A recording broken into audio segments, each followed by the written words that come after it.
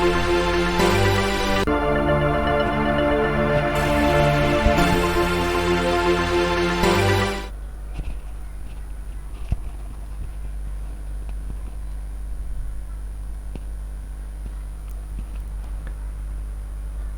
bismillahirrahmanirrahim.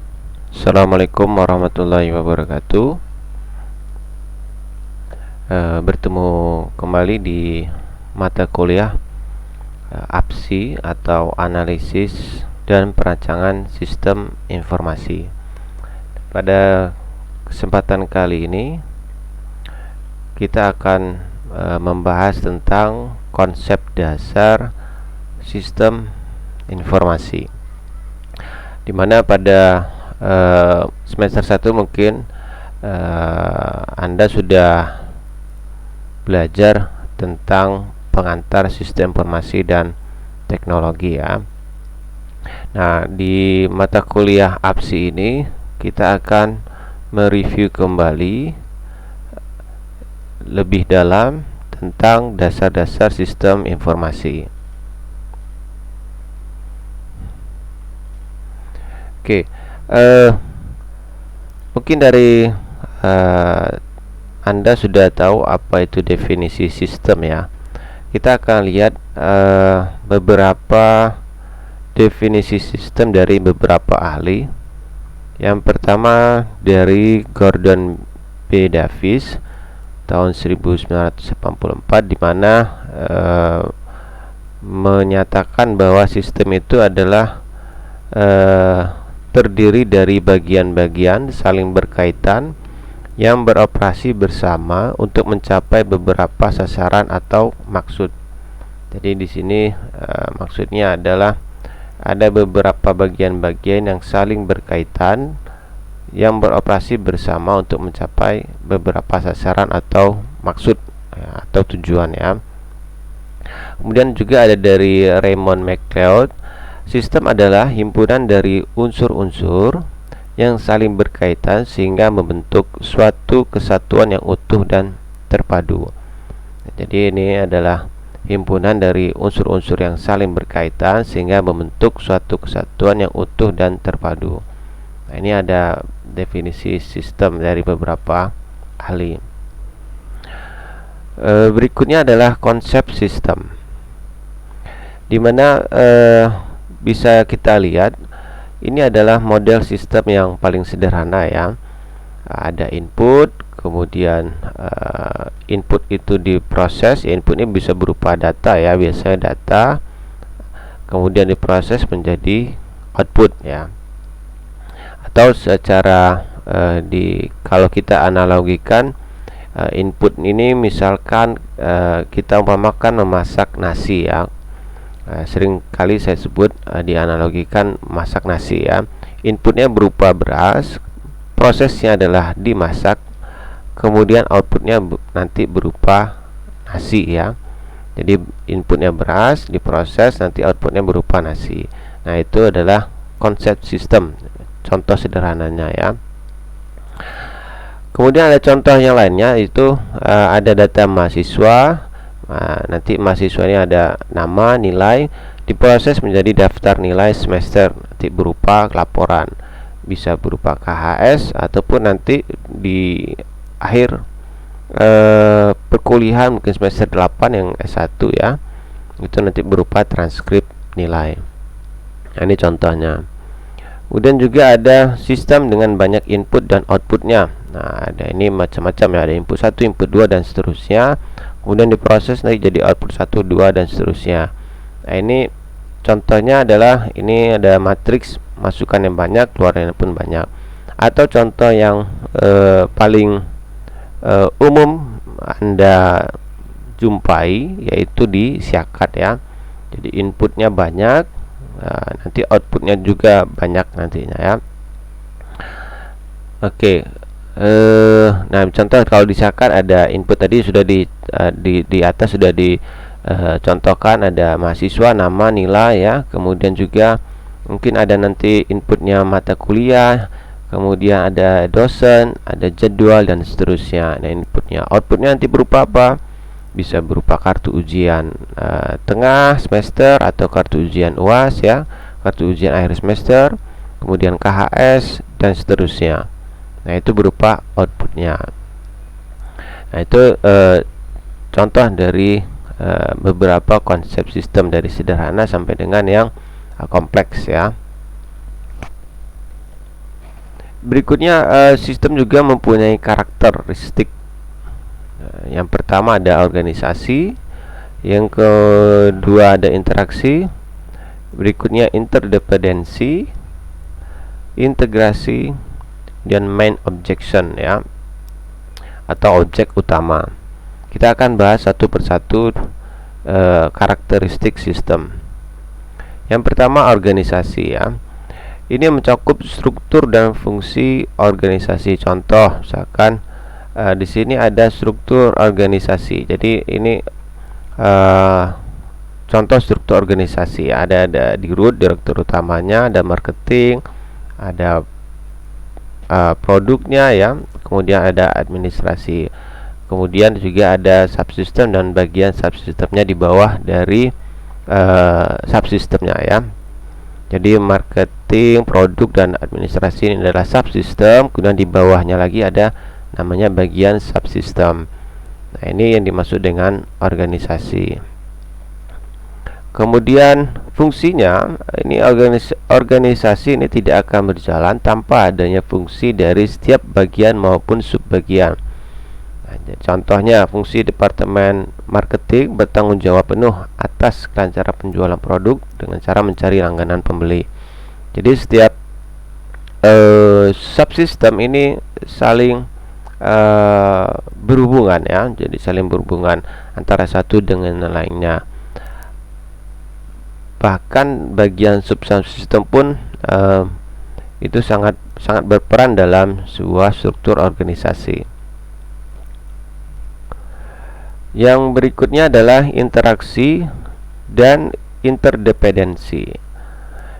Interaksi ini saling keterhubungan antara bagian yang satu dengan yang lainnya. Contohnya tadi sistem analisis dengan bagian programmer dengan bagian data entry dan sebaliknya. Jadi setiap bagian, baik itu sistem analisis dengan bagian programmer dan data entry, itu saling berhubungan ya, keterhubungan ya antara satu dengan yang lainnya. Sedangkan interdependensi ini adalah bagian yang satu mempunyai ketergantungan dengan bagian yang lainnya. Contohnya bagian marketing saling bergantung dengan bagian produksi dan bagian keuangan dan administrasi dalam penagihan pada customer. Jadi dalam semua bagian ini akan bergantung untuk mencapai sebuah tujuannya ya. Ini dalam hal ini untuk penagihan ke customernya. Berikutnya adalah integrasi dan main object ya. Integrasi ini adalah suatu keterpaduan antara subsistem untuk mencapai tujuan. Nah, kalau tadi bagian-bagiannya ini adalah subsistemnya. Contohnya di sini adalah bagian marketing mendapat pesanan 100 buah mobil tapi hanya mampu menyediakan 50 unit. Untuk menangani masalah ini, maka diadakan kerjasama dengan perusahaan lain yang bergerak dalam bidang yang sama. Jadi di dalam mencapai tujuan harus ada suatu keterpaduan antara subsistem. Nah, untuk mencapai tujuan tersebut ya. Kemudian ada tujuan utama atau main objeknya. Jadi dalam sebuah organisasi harus ada tujuan yang sama ya, pemusatan tujuan yang sama dari masing-masing subsistem. Contohnya suatu perusahaan memerlukan pemusatan tujuan. Makanya di dalam suatu organisasi ada namanya visi. Nah, jadi ada tujuan utamanya apa? Harus ada ya, sehingga sistem, subsistem dan bagian subsistemnya bisa mempunyai misi untuk mencapai tujuan tersebut. Berikutnya adalah karakteristik sistem. Ini masih tadi ya, karakteristik sistem. ada komponen, kemudian juga ada batasan sistem atau boundary, ada lingkungan luar sistem atau environment, kemudian ada penghubung interface, kemudian ada masukan atau input, ada output, kemudian ada pengolah atau proses. Yang terakhir adalah sasaran, objektif atau tujuan atau goal ya. Ini karakteristik sistem. Yang pertama kita bahas tentang komponen terlebih dahulu ya. Komponen ini terdiri dari sejumlah komponen yang saling berinteraksi dan bekerja sama membentuk satu kesatuan. Jadi komponen ini banyak ya, komponen ini ya, ada bagian-bagiannya yang saling berinteraksi dan bekerja sama untuk membentuk satu kesatuan. Kemudian komponen-komponen juga dapat terdiri dari beberapa subsistem atau subbagian, di mana setiap subsistem tersebut memiliki fungsi khusus dan akan mempengaruhi proses sistem secara keseluruhan. Jadi di dalam sistem ini ada banyak komponen-komponennya ya, yang saling ketergantungan. Jadi kalau satu tidak berfungsi maka akan berpengaruh terhadap sebuah sistem tersebut. Berikutnya adalah batas sistem atau boundary ya, luar ininya batasannya ya.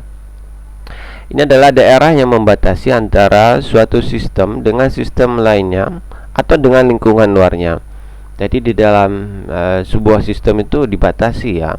Ada yang hanya internal atau ada juga yang bisa mencakup di luar internalnya, di luar lingkungan luarnya ya. Jadi tergantung sistemnya dibuat apakah hanya berinteraksi dengan internalnya saja atau bisa keluar dari internalnya. Jadi tergantung nanti sistemnya. Kemudian batasan sistem ini memungkinkan suatu sistem dipandang sebagai satu kesatuan, atau batas suatu sistem menunjukkan ruang lingkup skop dari sistem tersebut. Ya, contoh di kampus mungkin siakar kita sifatnya internal ya, jadi hanya sivitas akademik saja atau warga kampus saja yang bisa mengaksesnya. Selain daripada itu mereka tidak dapat mengaksesnya. Itu disebut dengan batasan sistem, contohnya ya. Berikutnya adalah lingkungan luar sistem, environments. Kalau tadi boundaries, sekarang ini ada lingkungan luar sistem, yaitu apapun di luar batas dari sistem yang mempengaruhi operasi sistem. Disebut juga dengan environments. Lingkungan luar dapat bersifat menguntungkan dan juga merugikan. Jadi ada beberapa sistem yang memang juga terpengaruh oleh lingkungan luar ya. Bisa dia menguntungkan juga bisa merugikan ya. Oke, berikutnya lingkungan yang menguntungkan harus tetap dijaga dan dipelihara. Sebaliknya, lingkungan yang merugikan harus ditahan dan dikendalikan kalau tidak ingin terganggu kelangsungan hidup sistemnya. Jadi di dalam environment ini, jika sifatnya menguntungkan maka harus dipertahankan ya, atau dipelihara. Tapi kalau merugikan ya harus dikendalikan. Kalau tidak dikendalikan nanti mengganggu keberlangsungan sebuah sistem tersebut. Berikutnya adalah penghubung atau interface. Jadi ini adalah media penghubung antara subsistem yang memungkinkan sumber-sumber daya mengalir dari satu sistem ke subsistem lainnya. Jadi ada penghubungnya dari subsistem ke subsistem yang lainnya, atau dari bagian subsistem ke bagian subsistem yang lainnya ya. Itu harus ada penghubungnya. Kemudian keluaran atau output dari suatu subsistem akan menjadi masukan input untuk subsistem lainnya melalui penghubung, di samping sebagai penghubung untuk mengintegrasikan subsistem menjadi satu kesatuan. Oke, contohnya seperti ini. Saya contohkan, misalkan tadi sudah disampaikan di slide sebelumnya bahwa contoh sistem itu misalkan ada data mahasiswa berupa nama dan nilai, itu berupa data mentahnya ya, kemudian diproses nanti berupa outputnya berupa apa, nanti berupa KHS ya. Nah, KHS ini adalah outputnya bisa digunakan sebagai bahan input untuk subsistem yang lainnya, yaitu untuk membuat transkrip nilai. Nah, jadi ini dimaksud dengan penghubung ya. Berikutnya adalah masukan atau input. Ini adalah energi yang dimasukkan ke dalam sistem yang dapat berupa masukan perawatan, maintenance input, dan masukan sinyal atau signal input ya. Masukan perawatan adalah energi yang dimasukkan supaya sistem dapat beroperasi, sedangkan masukan sinyal adalah energi yang diproses untuk mendapatkan keluaran. Nah, itu input ya. Nanti bisa banyak ya input ini ya, nanti input ini bisa banyak, bisa berupa huruf, angka, simbol, dan seterusnya, gambar ya, suara, video, dan seterusnya ya. Ini contoh-contoh inputnya. Mungkin di semester 1 Anda sudah belajar ini. Kemudian di berikutnya adalah keluaran atau output. Ini adalah hasil dari energi yang diolah dan diklasifikasikan menjadi keluaran yang berguna dan sisa pembuangan. Kemudian keluaran dapat merupakan masukan untuk subsistem yang lainnya. Tadi sudah saya contohkan ya. Nah, itu jadi outputnya ya. Nanti bisa berupa banyak ya. Outputnya bisa berupa laporan ya, bisa berupa sebuah informasi ya, dan seterusnya, atau grafik bisa juga ya. Berikutnya adalah pengolah atau proses. Suatu sistem dapat mempunyai suatu bagian pengolah yang akan merubah masukan menjadi keluaran. Jadi penghubung antara input dan output itu adalah proses ya. Kemudian suatu sistem produksi akan mengolah masukan berupa bahan baku dan bahan-bahan lain menjadi keluaran berupa barang jadi ya. Yaitu definisi dari output ya. Berikutnya adalah sasaran, objektif atau tujuan, goal ya. Sebuah sistem pasti mempunyai tujuan atau sasarannya ya. Ini harus ya. Jadi sebuah sistem itu harus ada tujuan atau goalnya, maunya apa ya. Yang tidak ada, tidak bisa sistem itu tidak ada tujuannya. Nanti pada ngaco nanti ininya subsistemnya ya. Kemudian kalau suatu sistem tidak mempunyai sasaran, maka operasi sistem tidak akan ada gunanya ya, betul ya.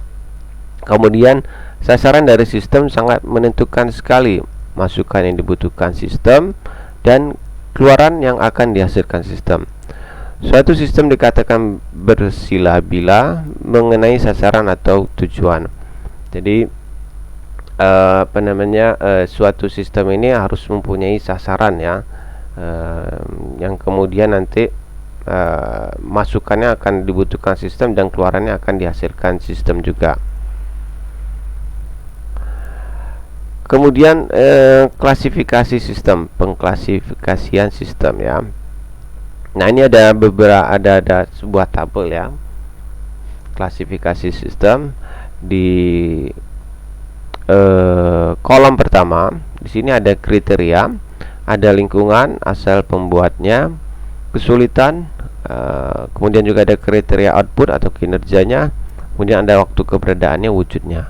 Sedangkan klasifikasinya ada sistem terbuka dan sistem tertutup untuk lingkungannya. Kemudian asal pembuatannya, klasifikasinya adalah sistem buatan, alamiah, kompleks, sederhana, deterministik sistem, probabilistik sistem, sistem sementara, permanen, abstrak, dan fisik.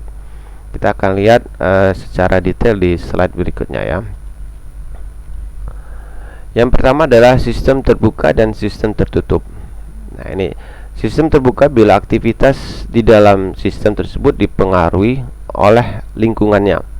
Jadi sebuah tadi kan ada sistem yang ada batasan-batasannya ya, ada environmentnya juga. Nah, jadi tergantung kalau dia sistemnya terbuka berarti lingkungannya akan mempengaruhi sistem tersebut. Nah, ini yang dimaksud dengan sistem terbuka. Sedangkan sistem tertutup bila aktivitas di dalam sistem tersebut tidak terpengaruh oleh perubahan yang terjadi di lingkungannya. Jadi dia sifatnya tertutup. Jadi apapun yang terjadi di luar sistem tersebut tidak akan berpengaruh terhadap sistemnya. Berikutnya adalah sistem buatan dan sistem alamiah. Nah, sistem buatan ini adalah sistem yang dibuat oleh manusia, sedangkan sistem alamiah adalah sistem yang dibentuk dari kejadian dalam alam. Ya, ini banyak contohnya ya, nanti bisa ada contoh sistem pencernaan di dalam tubuh kita itu sudah termasuk dalam sistem alamiah. Sedangkan sistem buatan itu yang dibuat oleh manusia ya. Nah, kemudian ada sistem sederhana dan sistem kompleks. Sistem sederhana adalah sistem yang memiliki sedikit tingkatan dan subsistem. Sedangkan sistem kompleks adalah sistem yang memiliki banyak tingkatan dan subsistem. Semakin banyak dia mempunyai subsistem, punya ada lagi bagian dari subsistem yang akan disebut sistem kompleks. Nah, sedangkan yang sedikit ini disebut sistem yang sederhana.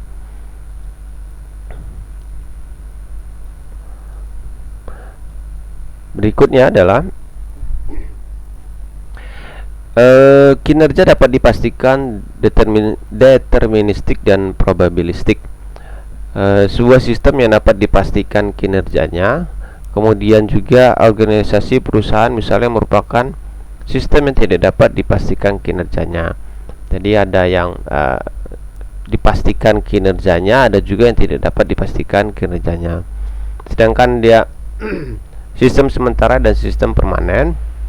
Ini adalah contoh sistem pemilu digunakan untuk periode waktu tertentu. Sistem lalu lintas tetap digunakan untuk waktunya lama. Nah, jadi ada sifatnya sementara, ada yang sifatnya permanen. Nah, pemilu ini kan dia hanya di waktu-waktu tertentu saja digunakan. Sedangkan untuk sistem lalu lintas ini digunakan setiap saat ya. Kemudian ada juga sistem abstrak dan ada secara fisik ya. Fisik ini kumpulan elemen-elemen unsur yang saling berinteraksi satu sama lain secara fisik, serta dapat diidentifikasikan secara nyata tujuan-tujuannya ya.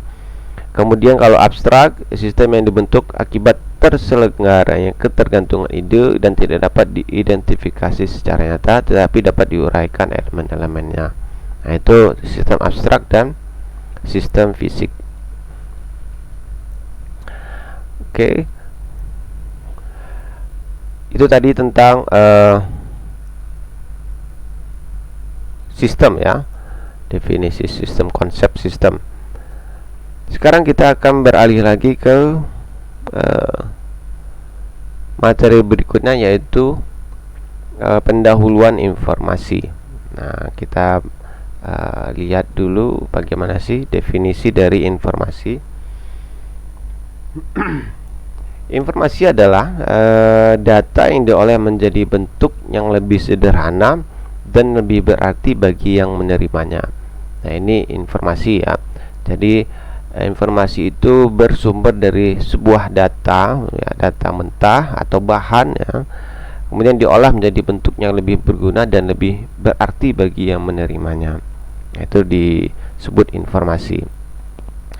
Sedangkan data adalah kenyataan yang menggambarkan suatu kejadian-kejadian dan kesatuan yang nyata, atau juga representasi dunia nyata yang mewakili suatu objek seperti manusia ya, ada bisa dia pegawai, mahasiswa, pelanggan dan seterusnya, atau hewan, peristiwa, konsep, keadaan dan lain-lainnya.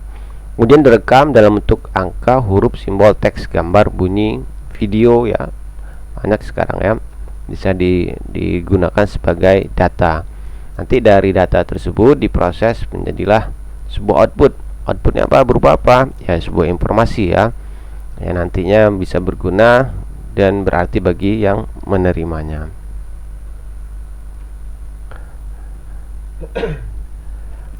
Kemudian berikutnya adalah siklus informasi. Data yang masih merupakan bahan mentah yang harusnya diolah untuk menghasilkan informasi melalui suatu model. Nah, ini siklus informasi ya. Model yang digunakan untuk mengolah data tersebut disebut model pengolahan data atau dikenal dengan siklus pengolahan data, siklus informasi ya. Jadi data yang masih bahan mentah tadi diolah menjadi sebuah informasi, kemudian melalui sebuah model. Nah, model inilah yang disebut dengan siklus pengolahan data atau siklus informasi. Nah, ini contohnya ya. Dari sebuah data, ya, ada data ya. Data nanti akan diinput, kemudian diproses. Dari proses tersebut akan menghasilkan sebuah output, kemudian output itu dikirim ke penerima menjadi keputusan atau sebuah pertimbangan untuk menghasilkan keputusan. Kemudian dari pertimbangan tersebut maka dihasilkanlah sebuah tindakan ya. Jadi dari data tersebut bisa menghasilkan sebuah tindakan. Inilah siklus dari informasi. Kemudian kebutuhan informasi didasarkan apa saja? Yang pertama, kegiatan bisnis yang semakin kompleks. Jadi apalagi di zaman sekarang ini informasi sudah sudah sangat mudah didapatkan ya. Jauh sekali dari ketika saya mungkin SMA atau kuliah pun masih agak sulit untuk mendapatkan sebuah informasi. Nah, karena sekarang informasi sudah sangat dibutuhkan sekali untuk kegiatan bisnis ini ya, apapun bisnisnya ya. Kemudian kemampuan komputer yang semakin meningkat. Nah, jadi sekarang sudah banyak ya komputer-komputer dengan spek yang tinggi ya, sehingga memungkinkan sebuah informasi itu dibutuhkan. Kemudian output komputer berupa informasi dapat digunakan oleh manajer, non-manajer ataupun perorangan dalam suatu perusahaan. Nah, jadi informasi sekarang bukan hanya diperlukan untuk company atau perusahaan-perusahaan atau instansi-instansi tertentu saja, tetapi sekarang sebuah informasi itu bisa digunakan oleh perorangan pun sudah bisa sekarang ya.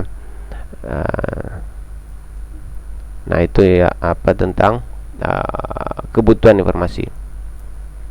Berikutnya adalah kualitas informasi. Jadi informasi itu harus ada kualitasnya juga ya, tidak hanya sekedar kalau istilahnya sekarang hoax ya. Jadi harus ada kualitasnya. Nah, kualitasnya apa saja? Yang pertama ini adalah akurat. Jadi informasinya harus bebas dari kesalahan-kesalahan dan tidak menyesatkan bagi orang yang menerima informasi tersebut. Akurat juga berarti informasi harus jelas mencerminkan maksudnya ya. Jadi harus akurat, betul, tidak ada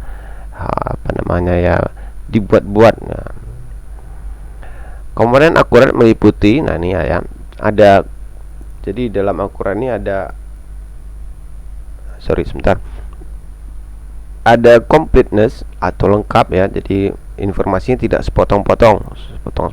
Kalau sekarang ini mungkin di beberapa media sosial itu kadang-kadang informasinya potong-potong ya, tidak lengkap. Nah, jadi itu tidak akurat. Ini kualitas informasinya tidak secara menyeluruh. Jadi orang menerima informasinya sepotong. Nah, itu sudah orang sudah menangkap informasinya sudah salah ya. Akibatnya nanti sangat buruk nantinya. Kemudian juga ada correctness atau benar ya. Jadi harus benar, tidak hoax ya. Kemudian juga aman. Jadi artinya informasinya tidak menyesatkan ya. Berikutnya kualitasnya yaitu tepat waktu. Artinya sini informasi yang diterima harus tepat pada waktunya. Ini informasi yang misalkan dia sudah tidak update lagi atau terlambat ya, ini tidak mempunyai nilai yang baik. sehingga bila digunakan sebagai dasar dalam pengambilan keputusan akan dapat berakibat fatal. Nah ini ya, jadi kalau sekarang sepertinya informasi sudah tidak sudah on time semua ya, sudah tepat waktu, karena kejadian di provinsi mana maka akan secara cepat akan kita ketahui, atau di negara manapun kita bisa cepat mengetahuinya ya. Oke. Berikutnya relevan. Nah, ini informasi harus mempunyai manfaat bagi si penerima. Nah, jadi harus relevan ya.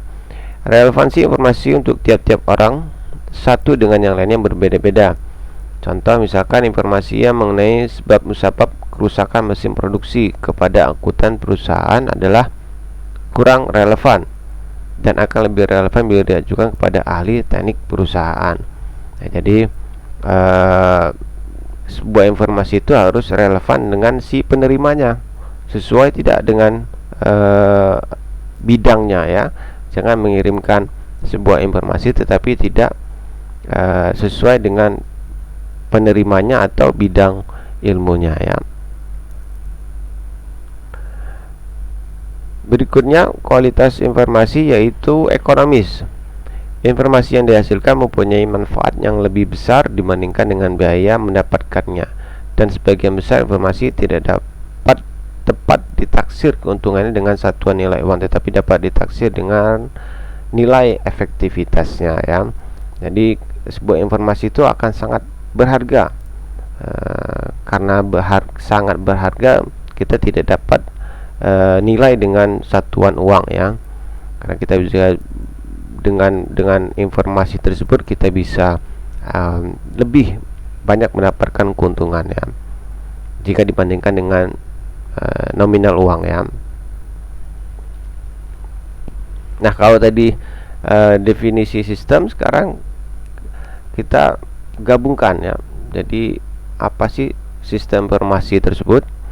Jadi suatu sistem di dalam suatu organisasi yang mempertemukan kebutuhan pengolahan transaksi harian yang mendukung operasi bersifat manajerial dan kegiatan strategi dari suatu organisasi, dan menyediakan pihak luar tertentu dengan laporan-laporan yang diperlukan. Kemudian juga ada beberapa kemampuan sistem informasi. Yang pertama, memiliki kecepatan akses tinggi atau high volume komputasi numerik. Jadi sebuah sistem informasi itu harus memiliki kecepatan akses yang tinggi ya. Kemudian juga high volume ya, jadi tingkat kapasitasnya, memorinya harus tinggi juga ya. Kemudian juga ada komputasi numerik, bisa menghitung ya komputasi numerik ini ya. Kemudian menyediakan kecepatan komunikasi yang akurat dan kolaborasi dengan dan di antara organisasi. Ya, ini kemampuan sistem yang kedua. Yang berikutnya, menyimpan informasi dalam jumlah besar dan mudah untuk digunakan juga. Berikutnya, akses yang cepat dan tidak mahal untuk mendapatkan informasi dan mendunia. Jadi informasi itu tidak hanya di internal saja ya, bahkan sampai dengan mendunia. Kemudian fasilitas untuk menginterpretasikan sejumlah data yang besar ya. Jadi bisa menerjemahkan sejumlah data yang besar. Kemudian meningkatkan efektivitas dan efisiensi dari orang-orang yang bekerja di dalam sebuah organisasi ya. Itu jadi dengan adanya informasi bisa efektif dan efisien. Kemudian kelompok dalam suatu tempat atau dalam lokasi yang berbeda di mana saja. Jadi bisa dia diakses dari satu tempat atau dalam lokasi yang berbeda juga, atau di mana saja. Yang terakhir adalah mengotomatisasi proses bisnis dan pekerjaan manual. Jadi bisa secara matic ya, otomatis ya, proses bisnis dan pekerjaan manualnya.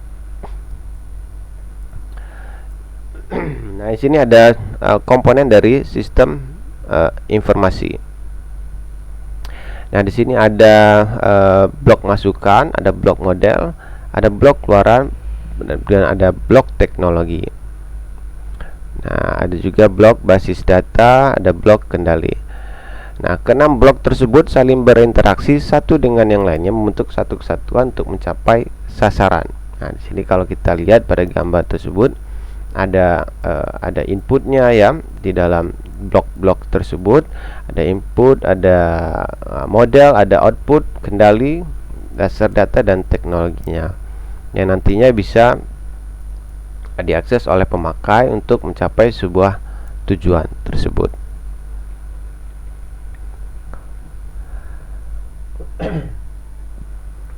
Oke, kita bahas yang pertama adalah blok masukan. Ini mewakili data yang masuk ke dalam sistem informasi, termasuk metode dan media untuk memperoleh data yang akan dimasukkan yang berupa dokumen dasar. Nah, ini tadi bisa berupa huruf, angka, tadi ya, ada gambar, ada suara, dan seterusnya. Kemudian ada juga ada blok model. Ini terdiri dari kombinasi prosedur logika dan model matematik yang akan memanipulasi atau mentransformasi data, masukan, dan data yang tersimpan dalam basis data untuk menghasilkan keluaran yang diinginkan. Ini adalah blok model ini adalah prosesnya ya. Kalau kita definisikan secara sederhananya adalah proses. Jadi blok model ini adalah prosesnya. Kemudian blok keluaran ini adalah produk dari sistem informasi berupa keluaran ya, keluaran informasi yang berkualitas atau output lah ya kita sebut. Kemudian ada juga blok teknologi. Ini merupakan kotak alat atau toolbox ya dalam sistem informasi. Ini ada 3 bagian. Yang pertama ada user atau brainware, ada software dan hardware. Jadi blok teknologi ini ketiga komponen ini sangat berperan ya. Jadi pengguna atau user atau brainware, perangkat lunaknya, dan perangkat kerasnya. Berikutnya adalah blok basis data. Ini merupakan kumpulan dari file data yang saling berhubungan yang diorganisasi sedemikian rupa agar dapat diakses dengan mudah dan cepat. Nah, ini nanti ada data-data atau bahan tadi akan dikumpulkan di dalam sebuah file ya, atau sering juga kita sebut dengan database atau basis data. Nantinya bisa diakses dengan mudah dan cepat dan tersusun dengan rapi. Kemudian juga ada komponen sistem informasi lainnya adalah blok kendali. Ini pengendalian perlu dirancang dan diterapkan untuk meyakinkan bahwa hal-hal yang dapat merusak sistem dapat dicegah atau bila terlanjur terjadi kesalahan dapat langsung diatasi. Jadi ini adalah kontrolnya ya, kendalinya. Ini adalah blok kendalinya.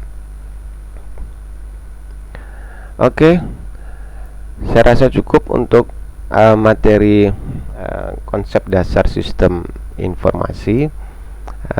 Di sini saya akan berikan diskusi ya, atau bisa Anda diskusikan dengan teman-teman Anda, kemudian Anda jawab nantinya ya.